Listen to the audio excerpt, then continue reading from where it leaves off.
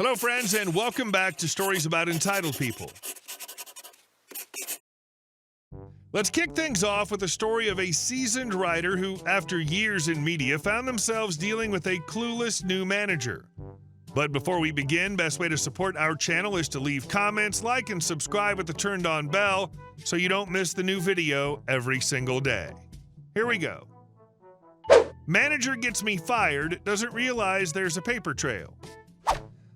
I worked as a writer and editor for over a decade, and in that time I had my fair share of bad bosses, like anyone.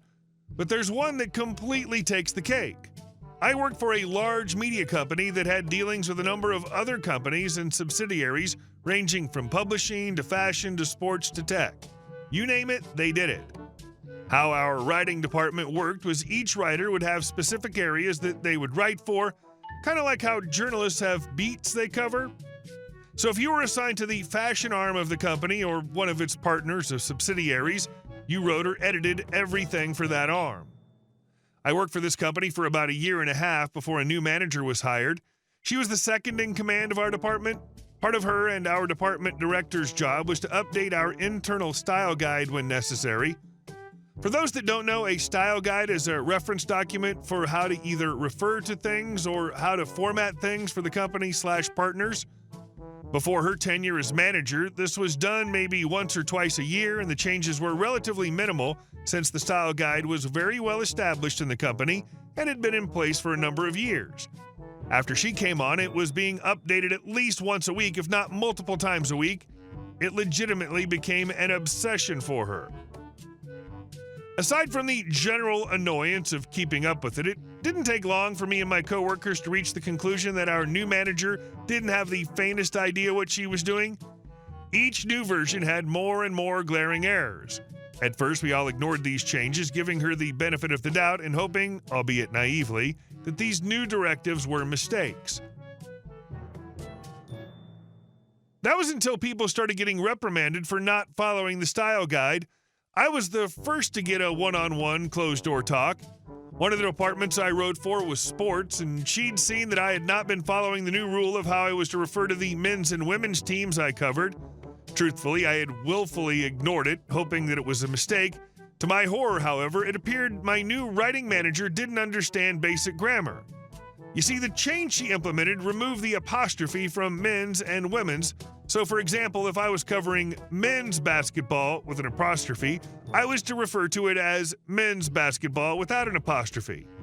Her rationale was that the men didn't own the team, therefore it should not be possessive. Apparently, her understanding of the English language didn't evolve past grade school explanations.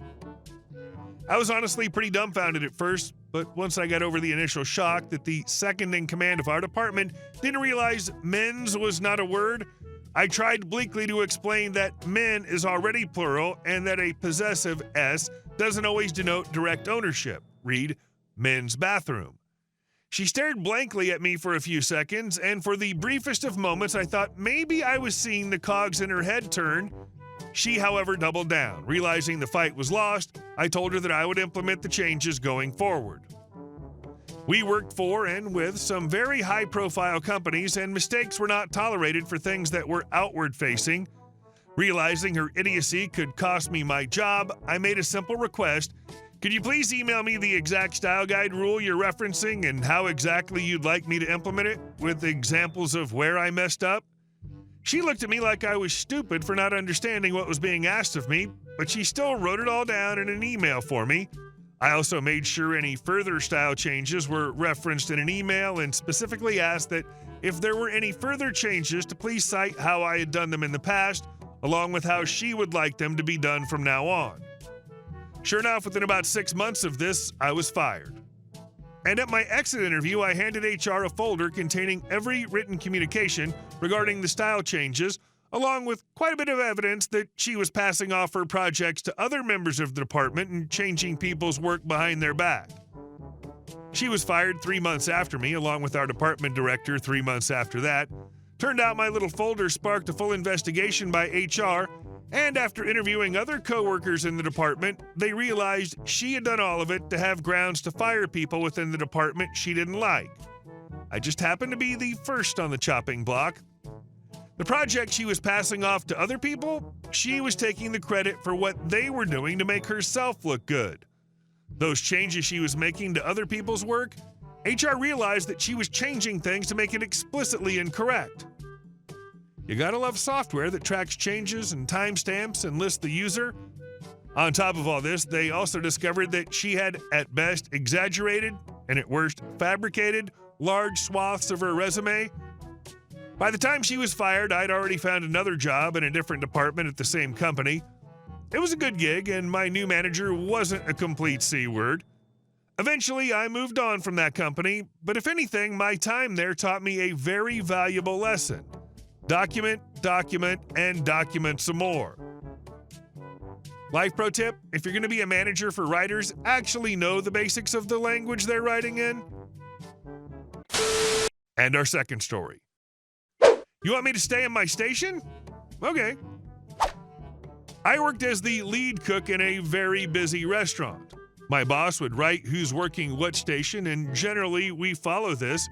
My station is the dead center of the line, so the expo and anyone asking for anything look to my station for everything. They don't ask the respective station for what they're looking for, they come to me. I've been noticing everybody else gets to switch their stations and rotate daily. I usually don't mind or care, but after 9 months, it got a little tiring. Someone asked me if he could train in my station, and I showed him the ropes, and he became damn near as good as me in it, so I let him take the ropes on a Saturday night, and he did just fine. Fry side wasn't doing too hot, and I went over to help them. In the process, my boss came over and freaked out to see one of the new guys on my station.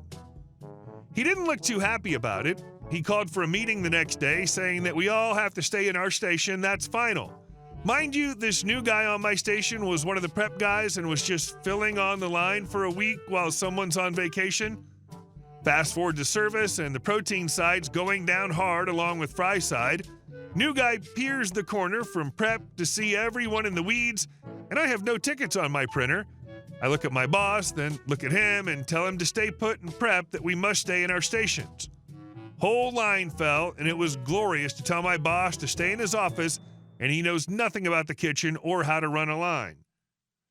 He went on to reply, and I shut him up quickly with, "Your station is in the office, effing stay in your lane." Damn, I applaud the backbone, but you need to get out of there. Either boss feels super ashamed because he knows why you spoke to him like that, or he's enraged and will do anything to hurt you now. And our last story. This is my parking spot. Here's how it all went down. I don't own a car, but my apartment came with its own designated parking spot. My neighbor, Karen, has 2 cars and is constantly battling for parking. Given how limited the spaces are, Karen isn't exactly the warm, friendly type. She's the kind of person who once called the cops on some teenagers who were playing music outside during her afternoon quiet time. Wanting to be helpful, I offered Karen my parking spot with one condition.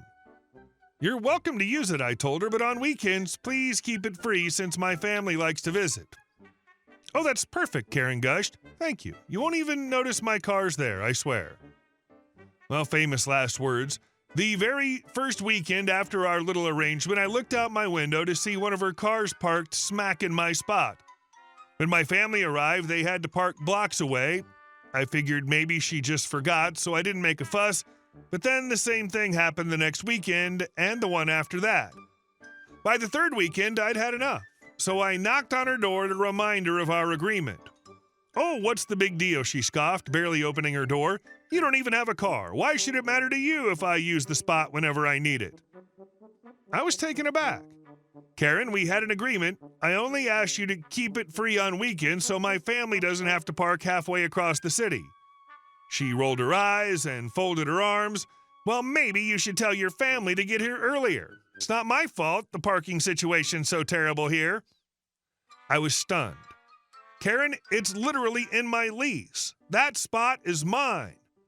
I thought I was being nice by letting you use it, but if this is how it's going to be—" "Oh, get over yourself," she interrupted. "It's just a parking spot."